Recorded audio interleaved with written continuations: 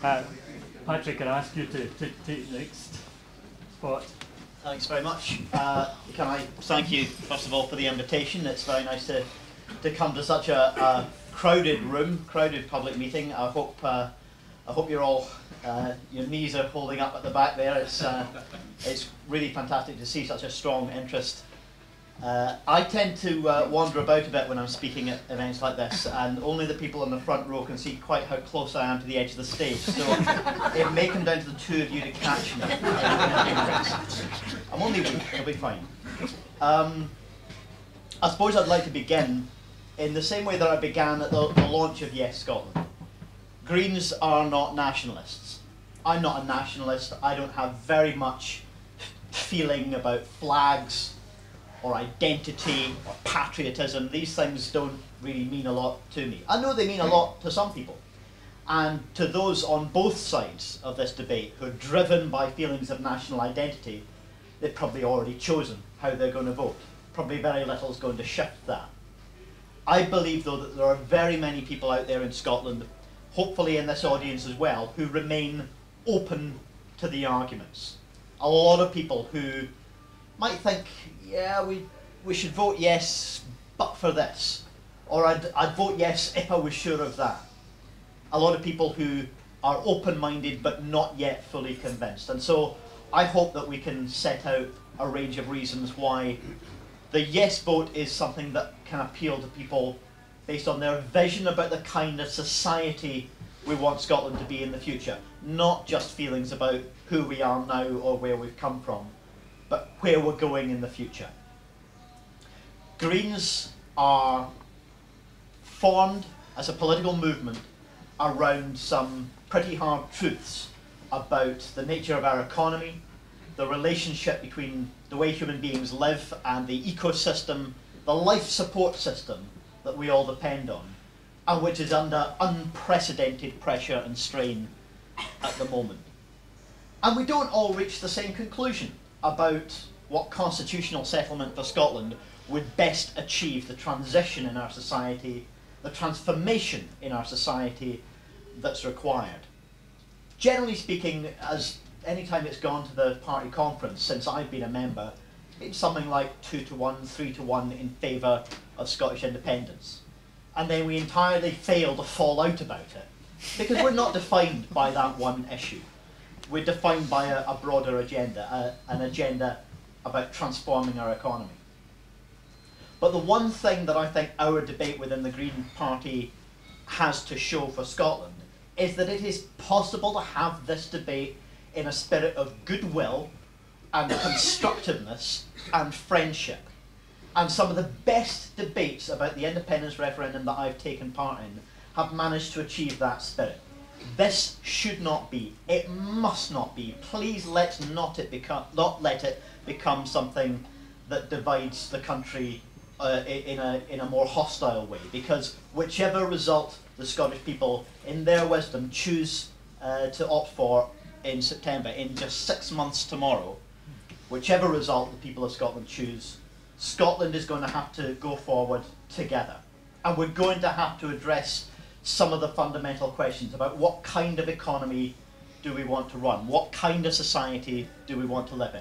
I believe it has to be an economy that closes the gap between rich and poor. The gap that, as Annabelle said, has left us as the 4th most unequal developed country in the world.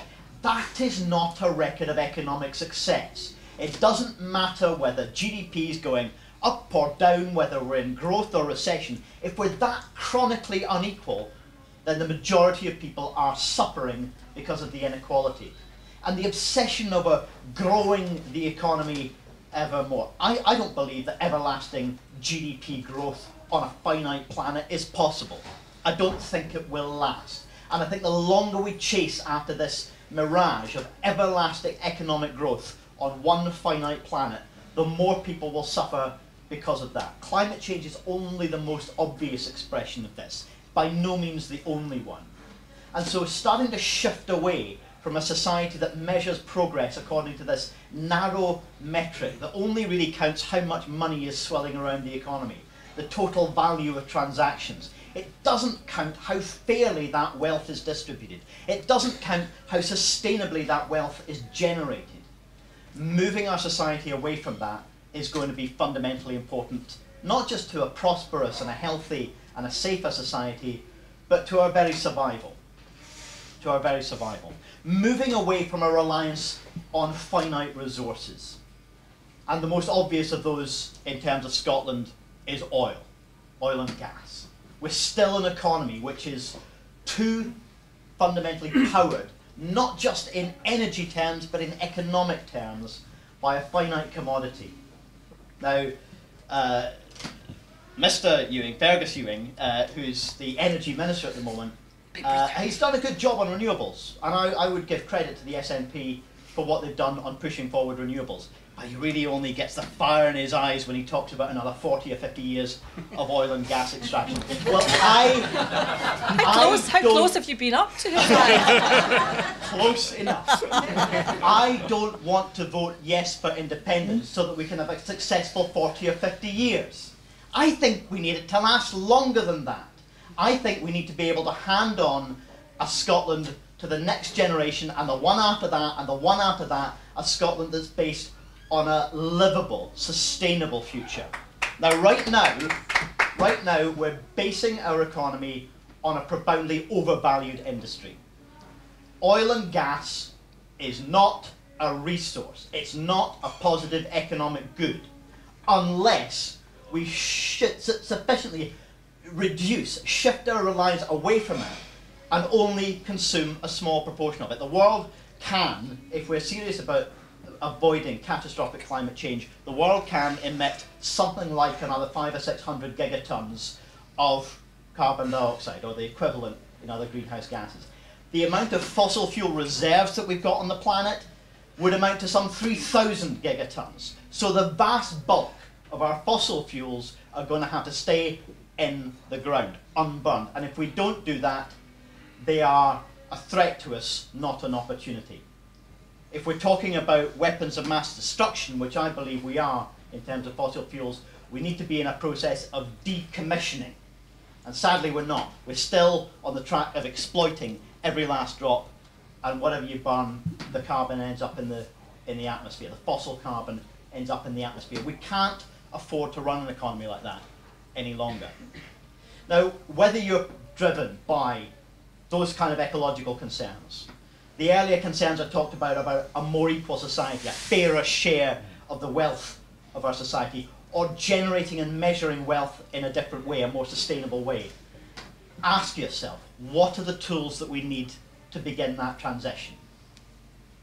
Well, how to run the economy, how to regulate industry, what taxes and benefits to raise and levy and provide, how to deliver public services, whether in the private sector, unaccountable, undemocratic, or to take a bit of democratic control back to the economy again, democratic control where it belongs. None of these things, we can get started on some of these things. None of them are completely out of our control in Scotland, but none of them can be completed. Even building a renewable energy industry in Scotland, we should be able to say the transformation to renewable energy isn't just a shift of power source, it should be a shift in who has power over our energy system. We could start, some councils already are, with small-scale publicly owned renewable energy businesses. Why shouldn't we have the ambition to build a publicly owned renewable energy company for the whole of Scotland? We've got public sector investments in renewable energy in Scotland already, but they're owned by other people's public sector, by the Swedes and the Danes. Good luck to them, I welcome them. But why can't we have the ambition to build that for ourselves, to own a share of this industry rather than just swap one bunch of multinationals for another bunch of multinationals? We can begin these journeys, we can begin these transitions right now, but we can't complete them. We can't complete them with the current range of powers that we have available to us. Could we achieve that by voting no? Voting no doesn't open up any new possibilities. Voting yes doesn't give you guarantees either. This isn't a question of guarantees. Neither side in this debate has a crystal ball and can predict the future for you. But the yes vote opens up possibilities which at the moment are closed off. Voting no only says let's carry on more or less as we're doing right now. Power remains where it is right now. And I believe that voting no wouldn't be, disaster, catastrophe, end of the world, any more than voting yes would be utopia. The truth is somewhere in between. But voting no, I believe, we would come to regret it. It might not be on the 19th of September, it might not even be on the 5th of May or whenever the UK election is, 6 or 7 months after the referendum, and we see just another run of the same treadmill. But I believe in not very many years, we'd be looking around and thinking, do you remember the welfare state? Do you remember that moment when we had a chance to save it? What's going to be left of the welfare state in another decade if we leave it in the hands of yet another austerity government?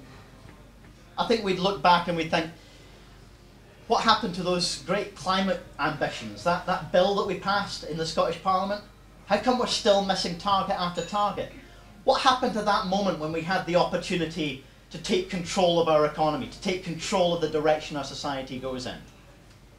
I don't believe it would be the end of the world if we vote no, but I think it would be bitter regret, and I think we'd hand on a society with a bit of reluctance, a bit of regret, and I think we'd end up facing the next generation and saying, sorry we missed our chance, sorry you missed your chance.